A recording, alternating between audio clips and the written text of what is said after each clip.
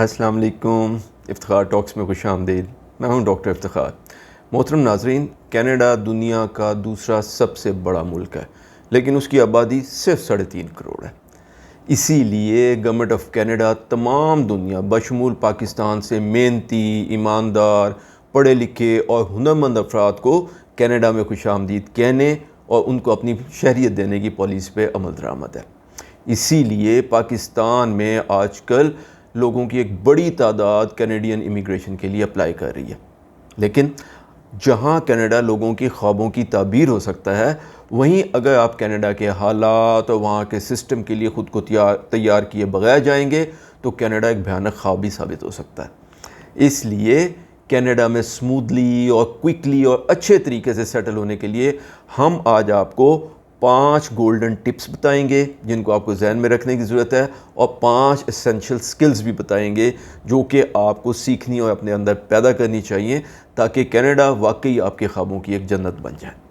اچھا، ویسے ہم اس سلسلے میں پہلے ہی 2 ویڈیوز اس چینل پر اپلوڈ کر چکے ہیں، جس میں سے پہلی تھی وائی آئی لیفٹ پاکستان اور دوسری تھی 5 golden tips to settle in Canada. ان دونوں کے جو لنکس ہیں وہ اس وقت آپ کی اسکرین پر آ رہے ہوں گے۔ یہ دونوں ویڈیوز کینیڈا میں امیگریشن کے لیے آپ کو بہت ساری قیمتی معلومات فراہم کریں گی۔ تو اب آتے ہیں آج کی ویڈیو کی طرف۔ تو دوستو، جو پہلا بہترین گولڈن ٹپ ہم آپ کو بتانے والے ہیں وہ ہے be ready for the change. اگر آپ نے کینیڈا جانے کا فیصلہ کر لیا ہے تو آپ کو خود کو کینیڈا کے حالات اور وہاں کے سسٹم کے مطابق تبدیل کرنا ہوگا۔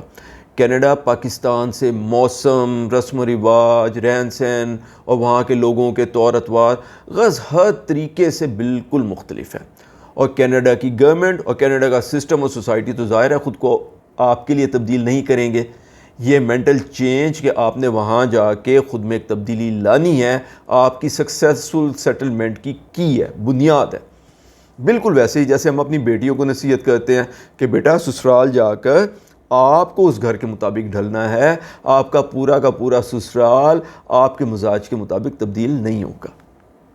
دوستو، دوسرا گولڈن ٹپ ہے کہ do your research and home work, یعنی جانے سے پہلے کینیڈا کے جس صوبے، جس شہر، جس علاقے میں آپ جا رہے ہیں اس کے بارے میں اپنی ریسرچ اور اپنا ہوم ورک مکمل کر کے جائیں۔ اگر ابھی آپ امیگریشن کے بارے میں سوچ رہے ہیں یا امیگریشن کے ابتدائی پروسیسز میں ہیں تو اس کے بارے میں مکمل معلومات حاصل کریں کہ کینیڈا کا امیگریشن سسٹم کیسے کام کرتا ہے، اس کا سکور کیسے کیلکولیٹ ہوتا ہے، آپ کا سکور کتنا بنتا ہے، آپ کیسے اور کہاں اپنا سکور بہتر بنا سکتے ہیں، آپ کے پیشے، آپ کی تعلیم، آپ کے ہنر کی کینیڈا میں کس جگہ زیادہ مانگ ہے، اس لیے آپ کو کینیڈا کے کس صوبے یا کس شہر میں جانا چاہیے۔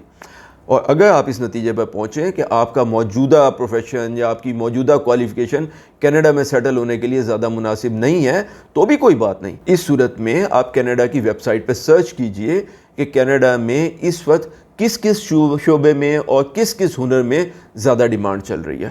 آپ کو ان میں سے کوئی شعبہ یا کوئی ہنر اپنی طبع کے مطابق چوز کرنا چاہیے اور اس میں مناسب کوالیفیکیشن، سکل اور ایکسپیرینس حاصل کریں اور اسی کی بنیاد پہ امیگریشن بھی اپلائی کریں۔ اسی طرح اس بات پر بھی کام کریں کہ کینیڈا میں وہ کون سے لوگ ہیں جو خصوصاً شروع کے دنوں میں آپ کا ہاتھ پکڑ سکتے ہیں، آپ کی مدد کر سکتے ہیں۔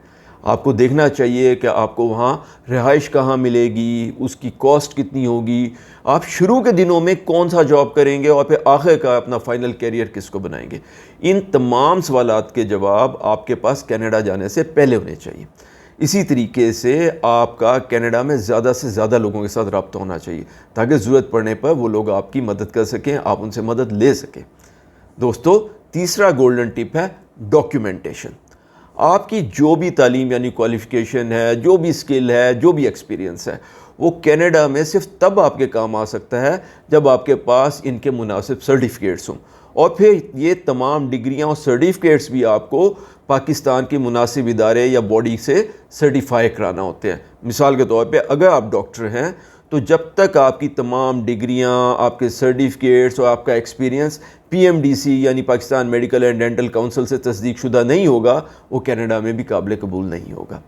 اس لیے آپ کو چاہیے کہ آپ کینیڈین گورنمنٹ کی ویب سائٹ پہ جا کے چیک کریں کہ آپ کی تعلیم اور آپ کے تجربے کو کینیڈا میں ریکگنائز کرانے کے لیے کس قسم کے سرٹیفکیٹ کی ضرورت ہے اور پھر ان سرٹیفکیٹس کو پاکستان کے کس ادارے نے تصدیق کر کے دینا ہے آپ کو۔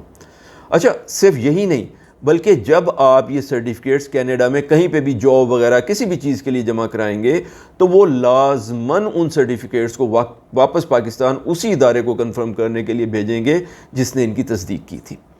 اچھا آپ کو تو پتہ ہی ہے کہ بدقسمتی سے ہمارے ہاں جب یہ کاغذات اور سرٹیفکیٹس وغیرہ تصدیق کے لیے واپس آتے ہیں تو اکثر دفتر والے ان کو ادھر ادھر بھیج دیتے ہیں کیونکہ ان کا اس میں کوئی انٹرسٹ نہیں ہوتا۔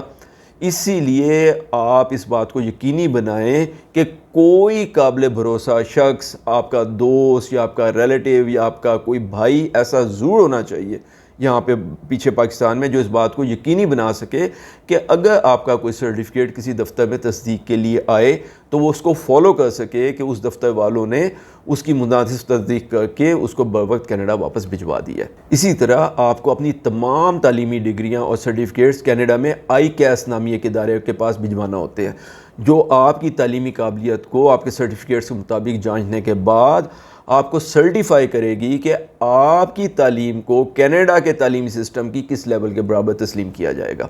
مثال کے طور پہ ہو سکتا ہے کہ آپ نے کسی سبجیکٹ میں MSc کی ہو لیکن ICAS آپ کو یہ کہے کہ نہیں ہم آپ کی MSc کو کینیڈا میں سے BSc کے برابر تسلیم کریں گے۔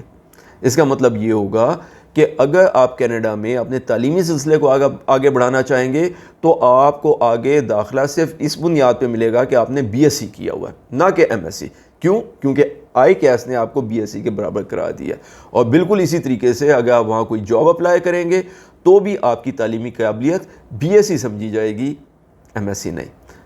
اچھا محترم ناظرین، اب چوتھا گولڈن ٹپ جو ہم آپ کو بتانے والے ہیں وہ ہے سروائیول منی۔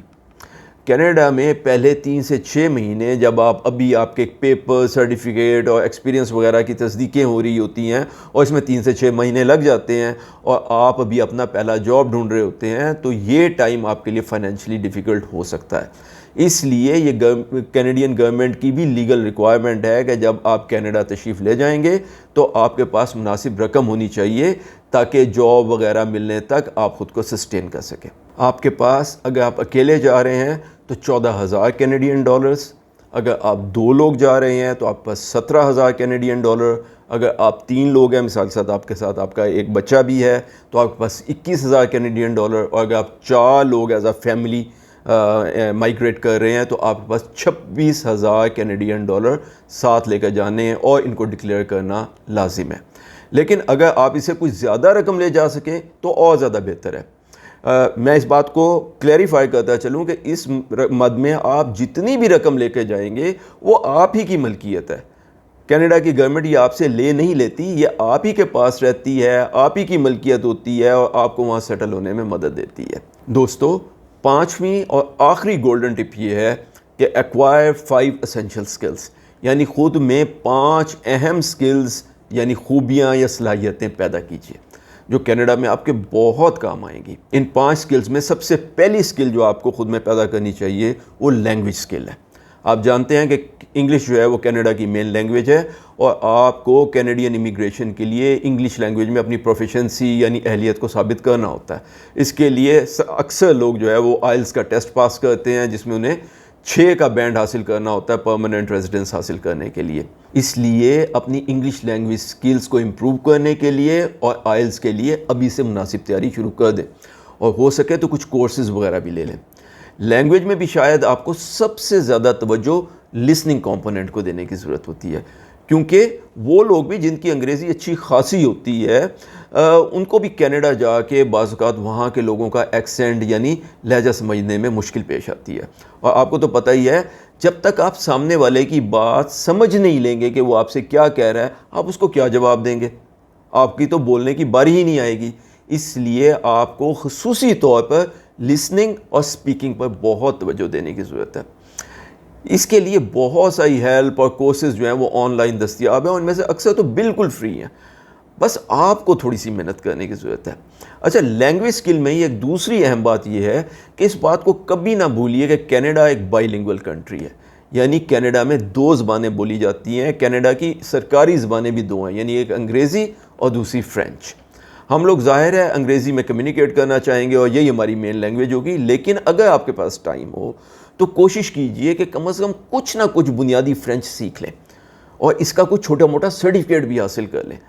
صرف عام بول چال جتنی فرینچ، مثلا کہ اس چیز کی قیمت کتنی ہے، ریلوے اسٹیشن کتنا دور ہے، آپ کا شکریہ، میرا نام افتخار ہے، میں آپ کی کیا مدد کر سکتا ہوں، وغیرہ وغیرہ. اس سے نہ صرف آپ کے امیگریشن سکور میں اضافہ ہوگا بلکہ کینیڈا میں آپ کے جاب پراسپیکٹس بھی بہت بہتر ہو جائیں گے.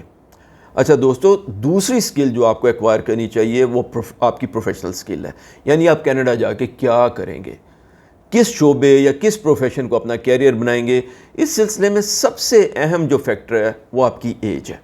اگر آپ کی عمر ابھی 35 سال سے کم ہے تو اس بات کا قوی امکان ہے کہ آپ محنت اور لگن سے اپنی ہی فیلڈ آف کوالیفیکیشن اور ایکسپیرینس میں، یعنی جو آپ نے پہلے پڑھا ہے، کام کیا ہے، تجربہ حاصل کیا ہے، جس کا آپ کو ایکسپیرینس ہے، جس میں آپ ایکسپرٹ ہیں، اس میں اسی شعبے میں آپ کینیڈا میں بھی اپنی جگہ بنانے میں کامیاب ہو جائیں گے. گرچہ ہو سکتا ہے کہ اس کے لیے آپ کو ان کا کوئی امتحان پاس کرنا پڑے یا کوئی اضافی ٹریننگ یا کوالیفیکیشن یا اسکل یا ایکسپیرینس لینا پڑے. لیکن اگر آپ کی عمر 35 سال سے زیادہ ہے اور خصوصاً اگر 40 سے بھی اوپر ہے تو عموماً آپ اپنی صرف تعلیمی قابلیت کی بنیاد پہ جاب نہ ڈھونڈ سکیں یا آپ کو اس میں بہت مشکل پیش آئے گی. اس لیے 35 سال سے اوپر کے افراد اپنے آپ کو جتنی جلدی چینج آف پروفیشن کے لیے مینٹلی پریپیئر کر لیں گے اتنی جلدی وہ وہاں پہ ایڈجسٹ ہو جائیں گے. میں آپ کو ایک مثال دیتا ہوں کہ مثلا اگر آپ کی عمر 42 سال ہے اور آپ نے MBA کیا ہوا ہے اور آپ پاکستان کے ایک بینک میں آفیسر کے طور پہ کام کر رہے ہیں تو اس بات کا امکان کہ آپ کو اپنے MBA کی، پاکستانی MBA کی بنیاد پہ، جس کو ICAS تو شاید ویسے ہی BBA یا BA کے برابر قرار دے گا، آپ کو کینیڈا کے کسی بینک میں جاب مل جائے گی، کافی مشکل ہے. کیونکہ اس کے لیے آپ کو ان کے سسٹم کے مطابق نہ صرف اپنی کوالیفیکیشن امپروو کرنا پڑے گی بلکہ کینیڈین ایکسپیرینس بھی حاصل کرنا پڑے گا. اور اگر آپ آلریڈی 40 42 43 سال کے لیے ہیں تو یہ ایک لمبا کام ہے، یہ آپ کی زندگی کو وہاں بہت مشکل بنا دے گا. اس کے مقابلے میں اگر آپ اپنا پروفیشن چینج کرنے کے لیے تیار ہیں تو کینیڈا میں ہر وقت سکلڈ ورکرز کی بہت مانگ ہوتی ہے.